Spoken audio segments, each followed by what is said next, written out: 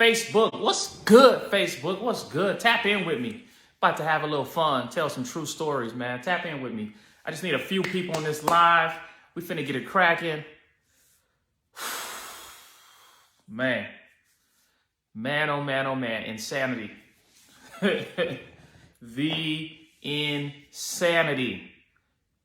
Bro, the insanity. I hope my sound is good. It's kind of, if it sounds like it's carrying, but I'm waiting for some people to jump on so y'all can let me know if my sound is good. If my sound is good, let me know. Let me know. What up though, Facebook? What's good, man? What's good, Facebook? You talking spicy tonight, all right? Matter of fact, like, listen. Talking about insanity. Insanity can be defined as doing the same thing over and over and over and over, expecting a different result. So my question is, how many times are we gonna do this, y'all? How many times are we gonna do the same thing over and over and over and over, expect a different result? I'm gonna share some true stories with y'all. I hope a lot of y'all tap in tonight. Like, I need you to hear me, all right? Because I ain't gonna be long, but I just wanna get this across. Number one, if you're a parent and you have children, I need you to realistically answer this question, right? If a lot of us, like when I was in school, I struggled through school, but I was smart enough to get through at least algebra, geometry, whatever, pre-cal, I made it through those things. So at least I know whenever I had a child, I would be able to help my child with those things. Some of us did, some of us didn't. It's not a knock if you didn't, whatever, who cares, right? Here's my thing though, all right? As a parent, do you actually want better for your children? Like as a parent, do you want your children to go through some of the same BS that you've gone through? That's my question. As a parent, do you want your children to go through some of the same things that you went through? So let me give some examples. If financially, like right now in your life or at some point in time in your life to get to where you're at today, you had a lot of struggles. Do you want your children to have to go through those same type of struggles? Most parents are going to say no. Most common sense, everyday, normal parents are going to say they want better for their children than what they had. And our job as parents, a lot of us look at it like, yo, we're going to provide something better for our children than what was given to us. I'm going to tell you, me personally, my daughter test into the top 2% of students in the country, okay? That's important to note with this insanity that I'm about to tell y'all about, because she tests into the top 2% of students, and just her parents, me and her mother, if we wanted to, we could have just taken her. We already homeschooled. We put her in private school, but even she was killing private school. She was killing that. She was going to graduate early in private school. We could have just taken my daughter and began to fly her across the world and take her to different places, meet different people. All the things that we did with our daughter to make her how she is now, we could have just continued to do with her and just do with her alone. But that's selfish, right? So people always ask us, yo, how did you get your daughter to be the way she is? And I'm like, that's nothing. We did X, Y, and Z. But rather than just tell people about it, we took it another step further to help parents elevate their children to another level. Taking it another step further, we're like, you know what we're going to do? We're going to open a school and give this to everybody's children. So the things I did with my child to make her qualify into the top 2% of students in the country, my school does that with all of our students.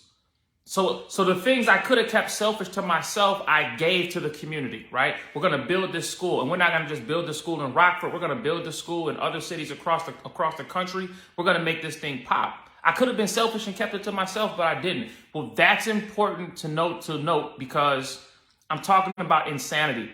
Insanity is living in a city like Rockford, okay, where, according to Forbes magazine, your public school has the third worst school district in the country. In the country. That means there's only 2 other cities with a worse educational system than Rockford. Rockford is number 3. If you go to a website right now called IllinoisReportCard.com, I'm going to say it again, Illinois reportcard.com. You can go to that website right now and look up all the numbers for all the schools. In Rockford, especially if you have black children, the odds of them performing academically at anything considered even average is a shoot in the dark.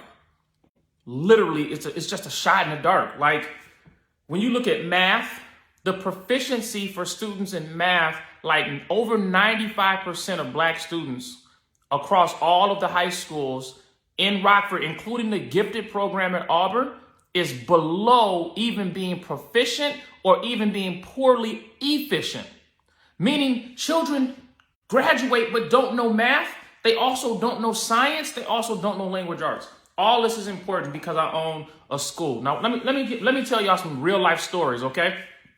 Owning a school, parents want the school to do for their children what parents themselves have never done for their children. This is insanity, right? Real story. I have a mother whose son is in high school. So many issues already happened with this particular student, but this student comes to school one day with no books, just a security blanket or a safety blanket, and a cell phone. So when the student gets to school, my wife is like, yo, what's going on? Where your books at? Oh, I don't know where my book's at. Mind you, this student also had not been in school for like a month and a half prior because for whatever reason, the student went out the state and just didn't come back. And so we're talking to the parent like, yo, this is like, yo, what's going on? Like, where's your child at? He's truant. He hasn't been in school in over a month. The parent like, oh yeah, I know about it. Don't worry about it. Like, it's nothing. Like, no, it's something. How can we educate your child if your child not even in the state? She said, well, he went to a party in Mississippi. Hold on, wait a second. We live in Illinois. Your child just up and went to a party in the middle of the school semester and hasn't been back in a month and a half? And that makes sense to you? So the parent is getting frustrated with me because I'm talking about a child and the discipline that a child needs. And I'm like, yo, a child can't miss a month and a half of school in the middle of the semester and it's just gone. Like that's insane to me. So we tell the mother, listen, if your child just came back after not being in school like a month and a half, almost 2 months, he doesn't have any books, come pick your child up. He's not coming to school today or bring his books. They're the only options. Either come pick him up because he don't have no books. We're not here to babysit, or you bring your child's books so he can get to work. The parent gets upset with us as though we did something wrong. I'm like, hold on for a second. You brought your child to school with a blanket. This is a high school student I'm talking about. You brought your high school child to school with just a blanket, no books, and a cell phone. And but when your child's not being educated, you want to turn around and say, oh man, y'all not doing a good job with my child. Wait a second, lady, hold on. Hold on, Mama Bear, hold on. Your child came to school with no books after not being in school for a month and a half, 2 months, no books, only a cell phone. And the crazy part was he came to class, and listen, my teachers can bear witness to all of this. I'm not making this up. He came to class, gets in class, pulls the blanket up over his head and gets on the cell phone, starts playing games on his cell phone. I'm like, fam, this ain't that type of school. Why? This is a private school. You have to pay to be here. Why would you as a parent pay to put your child someplace where they're absolutely not going to learn? So then we turn around to the parents like, yo, this is unacceptable. Got to come get them. If your child can't bring books to school, we got to put your child out. Like, we're not about to play these type of games. The parent gets upset with us. Why are you always picking on my baby? We're picking on your baby because he came to school after not being here for a month and a half with no books, a security blanket, and a cell phone. And you upset with us? I'm like, yo, fam, slow your horses, all right? Parents, you all have to take some accountability and responsibility for raising your child. Okay, I know the school system is bad. There's bad teachers. There's bad systems. The books may not be up to date. They may not have all the bells and whistles, but you as a parent can't let that ride. This is a true story, by the way. Another true story. I'm talking spicy with y'all because I need you to feel me on this one, all right? Another true story, okay? I got like a 12 or 13-year-old boy. Matter of fact, same household. 12 or 13-year-old boy, he can't be quiet in class, so he gets like in-school suspension because my man Bobby is on right now. Bobby is a teacher at my school. He can tell you all these stories are true, 100% actual facts. I'm not capping on Facebook. I'm just trying to make some points here. All right. Little boy, 12, 13 years old, can't be quiet in class. He's in the in-school suspension, not in-school detention room. We don't suspend at our school, right? He's in the in-school detention room, still acting up. So I come tell him, listen, man, if you don't want to be in school, then how about here's a phone. Let's call your mom and let's have a conversation with her about why you don't want to be in school. And if she decides to come get you, she can come get you. So it's all good. So I say, no, we're not going to call mom. Let's call dad. But then when I say let's call dad, something in him snaps. My man taking stuff, starts throwing it. He runs away throwing a temper tantrum. I'm talking about a 12 or 13-year-old boy throwing a temper tantrum. Books all over the place, rolling on the ground, screaming, yelling, I hate this place, I hate you, I don't want to be here. Fam, you're 13 years old. What's really good with you? You can't live your life like this. You are being set up for failure because when you turn 18 and you come with this type of behavior, the police going to come scoop you right up. And so I'm talking to the parents and like grandma's understanding. Grandma like, yeah, you 100% right. I'm backing this. But mama not understanding. She like, why are you attacking my babies? Why are you coming for my babies? We're not attacking your babies. You've given your children 0% discipline over a 13-year time period, and now you bring them to us. Well, it's discipline up in this piece. Yo, my school runs with discipline. You can't be throwing temper tantrums. The young boy says, give me your phone. I want to call my mama to come get me. I said, no, if you want to be grown, you're not getting my phone. First of all, because you don't even got your own phone, which lets you know that you're not grown. You asking me to use my phone. No, I'm not giving you my phone. He said, fine. I'm gonna go get to my mama. Goes outside in the cold. Bet. Let's see how long you gonna keep this up. Meanwhile, I'm talking to mom on the phone. She said, well, what did y'all say to him? What did we say to him? Your 13-year-old child is throwing a temper tantrum in school, flinging books and paper everywhere. It's on camera. I'm watching your undisciplined child throw a temper tantrum. This little brat, I don't know what you did to him, but this little boy's throwing a temper tantrum in my school. You need to come get him. But mama gets upset with us. These are real stories. Another real story. And I'm telling you all of this because it's the insanity of what I'm looking at in the city we are in, but across the country, of course, right? Another real story. The little boy says some disrespectful stuff to a group of girls, right? Just super disrespectful. And I'm like, yo, okay. So we come to check him to confront him on what he said. He feels like he's being picked on because the little children came and reported what he said. He takes off running. We sitting here watching this dude, right? Now, if you know where my school is at, you know we're out in the middle of the country. Where you about to go, fam? Where you on your way to? You trying to go see the coyotes? Trying to go see the deer? You trying to go see the possum? You trying to go see the squirrels? Where you going? Takes off running, gets to the side of the building, falls in the dirt, and won't move. So, of course, naturally, rather than call the police and say, because this boy was like maybe 12 years old, but he looks huge. Homie looks huge because he's big for his age. So in my mind, I'm already thinking, well, there's two things here. We can call the police because the student's running away from school. I'm not about to be responsible for that. My insurance don't cover that, right? So I can either call the police or I can call mama. Guess what I decided to do? Like, my wife, I said, call his mom and tell his mom to come up here and get him so we can have this conversation because you can't run away from school. Mom comes and gets him eventually. No, grandma comes and gets him. Mom pops up at the school and she wants to know why we didn't call the police. I'm like, ma'am, have you been watching the news for the last 10 years? They're shooting unarmed black men left and right. You want us to call the police to deal with your child rather than call you, the mother, to bring discipline to the situation? She says, I need to pull him out of school because I don't like the way you're treating him. First of all, you can pull him out of school. It's not going to hurt me. Your child was behind when he got here. I'm not the one for the last 12 or 13 years that didn't teach your son how to read, how to write, how to count. I'm not the reason your child can't spell his own name. That you can't put that on me. That's on you as the parent. But you're not going to tell me that you would prefer for me to call the police, given the climate that young black boys are going through all over the country, rather than call you to come deal with your baby. undisciplined. Now, here's the crazy part. The grandmother had told me from day one, she's like, listen, man, I don't think it's going to work. And these are the reasons why. It's not just him. It's the baby boy stuff that's happening from the parent. So I'm like, yo, it's crazy. So listen, I got these stories for days. I'm just trying to make this point, okay? This is the point that I'm trying to make. We keep looking as though if we put our children back into the same system that has been giving us nothing at all but headaches and stress and jail sentences and a pipeline to prison, if we put our children in that same system, we're expecting them to have a different outcome. If you as a parent have children and you don't want them to suffer through what you suffer through, and right now, like financially, just be honest with yourself right now. If financially you're not where you want to be, why would you want to put your children back through that same thing? But the schools that you're putting them into, do you think those schools are actually going to try to help you free your children?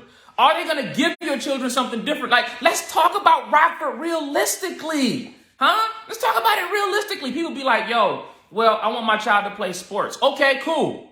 You want your child to play basketball, football, whatever, baseball. I don't know what your child's sport is, but let me ask you this question. You as a parent, are you crafting a future and a reality for your child? Are you expecting the school to do it? Because if you're expecting the school to do it, the school has not done it. I'm going to give y'all a real jewel. Listen. However many of y'all in this live right now, go to Amazon or go to your library, whatever. There's a book called We the People of Winnebago County. This book is very critical. I need y'all one more time. There's a book called We the People of Winnebago County. I need y'all to go get that book. Go rent it from the library, order it on Amazon.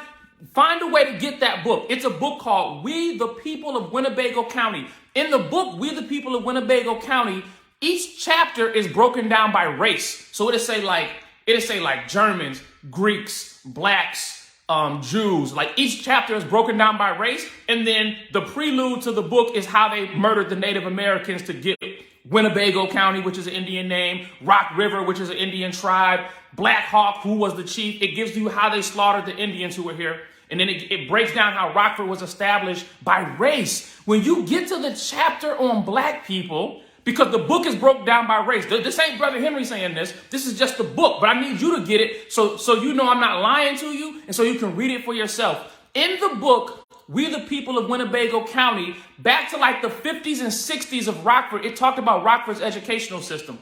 In that book, it says that even though there was an abundance of overqualified black people to be teachers, administrators, and people in staff leadership positions, that the majority of blacks hired under the school district at that time were crossing guards, lunch ladies, paras, the low-level things, right? In 2022, the largest employer in Rockford is RPS 205, even though there is an abundance of qualified black leadership. And I'm not saying that there's no black administration. I'm not saying there's no black teachers or anything like that. We have a few sprinkled in here, but the mass majority of blacks hired under that system are paras, crossing guards, lunch ladies. Nothing changed. From the 1950 to 2022, in a 72-year time period, nothing has changed. Well, if the hiring policies have not changed, and if RPS 205 is not making wealthy employees through their hiring system, what makes you think it's going to be different this year? Talk to the teachers. There's some excellent black teachers in Rockford. Talk to them. Talk to Miss Shavina Baker, who was the principal over at Jackson for the last, she's been there for forever. She just left. That's my homegirl. Talk to her, ask her questions. I'm not knocking things. I'm not knocking people. I'm just talking about the insanity of doing the same thing over and over and over and expecting a different result. Meanwhile, here you have this little school that we decided to start because I wanted other people's children to have the same benefits my daughter has. Here's the thing, I don't judge people. I don't care where you're at in life. If I have a skill set or I know something that can help you to help your family to build a legacy, I'm trying to share it. That's why I'm always on lives on Facebook giving out free information. I'm always having workshops. I'm always having conferences. I'm always on podcasts. I'm always networking. I'm not making money just to make money for money's sake, but I'm learning these things so I can teach it to other people, especially people who look like me, to help other people build a legacy for themselves. So my question then becomes, what do you want for your children? Do you want your children to go down the same road they've been going down, where all they're going to do is catch hell? Or do you want your children to have a future that is brighter that they never knew? How many of your children right now, how many millionaires that look like your children come to your school and talk to them and mentor your children and show them how they can be a black-owned bank owner? Because I got some that come to ours that show them how they can have the #1 podcast in the country, because I have that to come to ours, that show them how they can do over $500 million in sales generated for clients just by using the internet, because we have it at ours. You see what I'm saying? And it's crazy to me, because like I see us begging and trying to kick the doors down to get inside the school system to fix it. Every time we get good administration that looks like us, somehow or another they don't last. So we had Trevita Redmond at Kennedy. Now she's not coming back. We had a Dr. Jackson. We had a Dr. Sheffield. We had people that were influential. They had power. They had money. And they looked like our children. And they were representing for our community. But we didn't protect them. We have lost them in the sauce because the numbers from 1950, according to We the People of Winnebago County, to 2022 have not changed. So because they have not changed, we are insane to think that something different is going to happen in 2022 that has not happened from 1950. It's just, if you ever heard about the People Who Cares Act, where Rockford had to be sued because they said that Rockford Public's RPS 205 had turned racism into an art form. We look like we're a bunch of lions sending our children to hyenas to learn about becoming lions. That's how we look. So all I'm saying is, yes, I'm doing a shameless plug for my school, but it's not even shameless. No, there ain't no school in the city for our children that can touch my school. I'm just telling you straight up facts. There's no school in the city for our children that can touch my school. It's not even a thing of like, let us get in and try to compete. No, we're the only school that do Black History every week. We're the only school that's taking our children to Atlanta, taking our children to Tulsa, taking our children to meet a bunch of multimillionaires so they can get the skill sets and learn to develop. We're the only school that's producing published authors as young as 4 years old. We're the only school that's part of national networks with different celebrities and people that are investing back into our youth. We're the only family that's vested in not just educating and taking care of the child, but educating and taking care of the family. Right? We have a Python program that was given to us by one of my coaches who's a billionaire, that if your child takes this Python program, and here's the thing, your child might even be enrolled in our school. Now, I don't want to do nothing political, sis. I'm cool on the politics. But I'm going to show us how to get this money. We can control the politics. I'm going to let the politicians do their thing. But I'm going to show us how to get this money, though.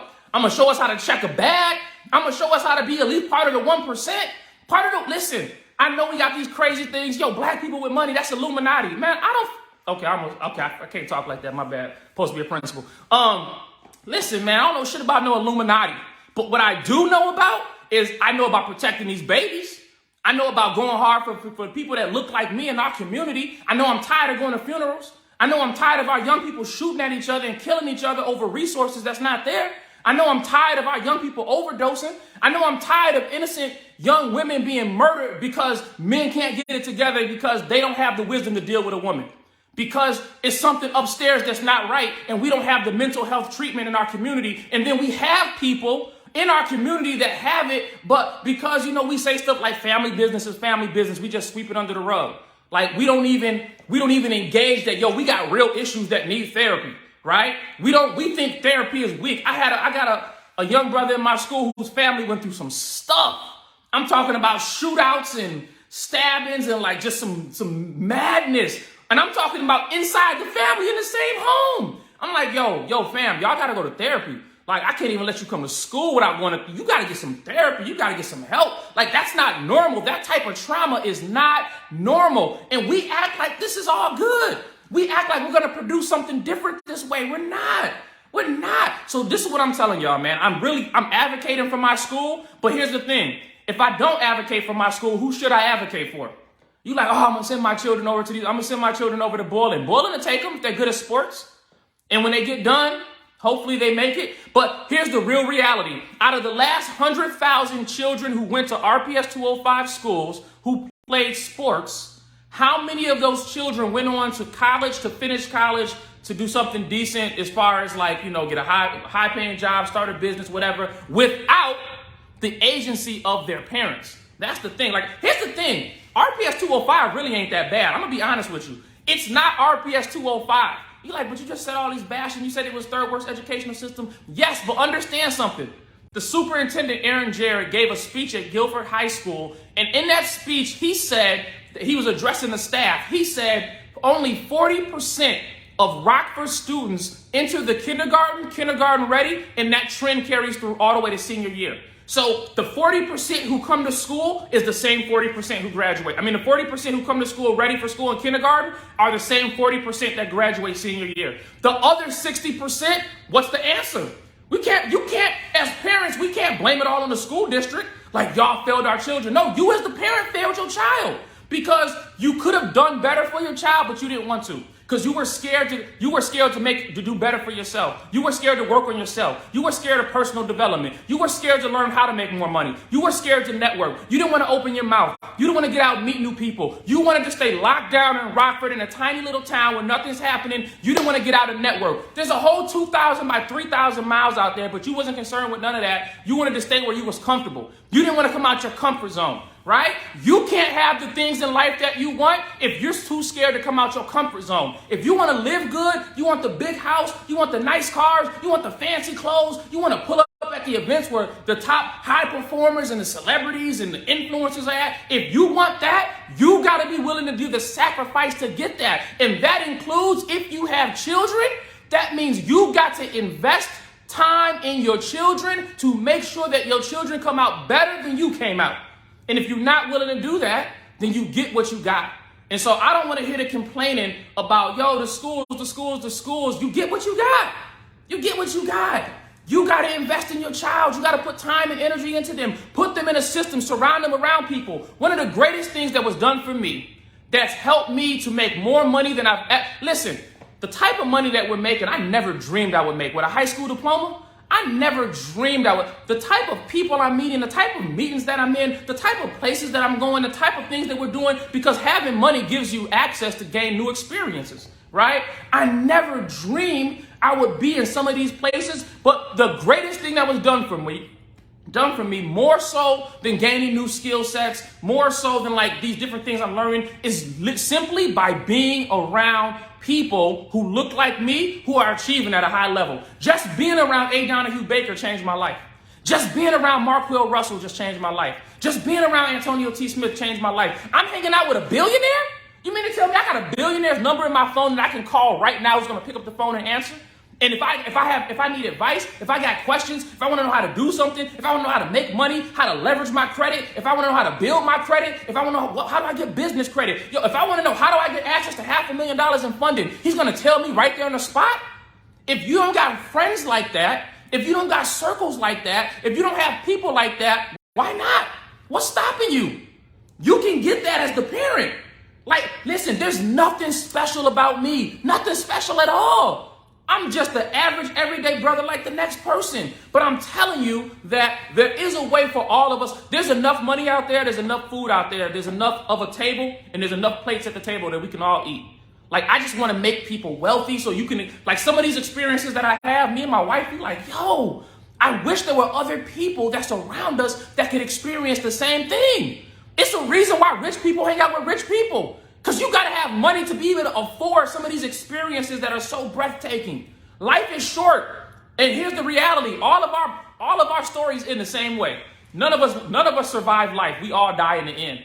But since life is short and we know we're all going to die, why not go all out and living the best life you can live, being the best version of yourself, doing the best for your children, building the best legacy that you can build, like make most of the time you have while you're here. Tomorrow not guaranteed. Hell, tonight not guaranteed. We don't know we'll be here tonight. You might close your eyes tonight for the last time on this earth, and they may not ever come open again. So if that's the case, and every single day we're all on borrowed time, why not go hard every single day? Every single day we should be going hard for ourselves, for our family, for our babies, for our community. Man, we can turn this thing up, man. Like, listen, I'm going to give y'all my vision. I'm going to jump off of here. I already held y'all too long. But how would Rockford look different if there was like just 20 or 30 or 40 young black men driving around Mercedes-Benz rimmed up with or Beamers or Maseratis or Bentleys or just whatever our car of choice is? How would it look different if our young people, instead of seeing the shootings in the street, instead of seeing the drug dealers getting money, how would it look if they could look up to young women who were business minded, who had their own businesses going on? Do you know how easy it is to start a business in 2022? Do you know right now that I can take a client right now, say, ask them, what's your budget? How much do you want to spend? If a client hires me, I can have your business built, have you on the road, marketing going in the same, in some hours, and you can be building up to make an extra $2,000, $3,000, $4,000, $5,000 just like that. It's not because I'm smarter. I just know something that most people don't know. I know a few little things that I've learned from being around people who have showed me how to leverage things that all of us have access to right now. You have access to what I know right now. You just don't know what it is, so you don't know to go look it up. You're like, yo, what you mean? So, yo, share some of the knowledge. I got you. That's what I'm always on my lives, giving it away for free. The only thing I even charge people for, if your child not going to my school, if you want me to actually like be a mentor or you want me as your coach, you can hire me to coach you. But other than that, the game is free. I'm giving you the books for free. If you want me to teach you the book, you got to pay for that. Other than that, though, to my original point, it's insanity to think that anything's going to change. So remember, go get that book, We the People of Winnebago County. That book is a must-have. We the People of Winnebago County exposes how this city came to be, how the Native Americans were murdered. It talks about the Battle of Bad Axe, how they tricked Chief Black Hawk, who Hananiga actually is, how it came to be, the actual history of the Native Americans who were here, the history of the black people who were here, the history of RPS 205 is in that book. Go get it. And you can't blame it on me. I ain't write the book. I'm just reciting to y'all what I know because I like to read books. All right. Other than that, man, I gotta go. I got stuff to get into. But listen, trust me on this one. It is insanity to think anything will change if you don't change. But everything will change if you become the change that you want to see in the world. All right. And we running money plays all month long. If you talking about getting a bag, so am I. Can I share something with y'all before I go? Check this out. I'm trying to figure out how to build up to $100,000 a month. That's my current goal. I'm saying it publicly because now that I'm around people that I'm around, $100,000 a month is nothing. I mean, the first time I made $60,000 in a day, I called my coach, one of my coaches, I got several, called one of my coaches. I'm like, yo, I'm lit. Yo, you know what I'm saying? 60 bands in a day? Oh, I'm out here. We headed to the top. Guess what their response was? They was like, let me know when you're ready. Because the type of people you're around is important.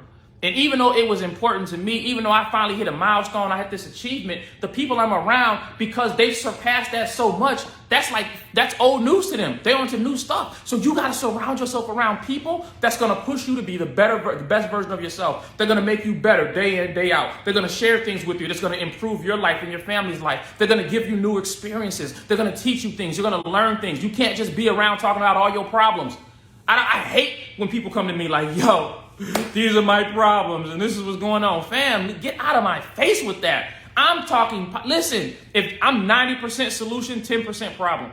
Focus 10% on the problem, 90% on the solution. If you do that, you stay up, you're going to blow. All right. Anyway, I got to go. I got stuff to get into. But yo, I promise you, if you're a parent and you have children, you should be looking at my school, Kikafers Academy, to send your children to, because there ain't no comparison to our school in this city. Not even in this city. Now that we have students across the country and we're building schools in other states, pretty soon we're going to say we're one of the top schools in the country. And you can bet on that, all right? Anyway, I got to go. I appreciate y'all for watching. Check the replay if you want more. Holla. Salute. Have a great night.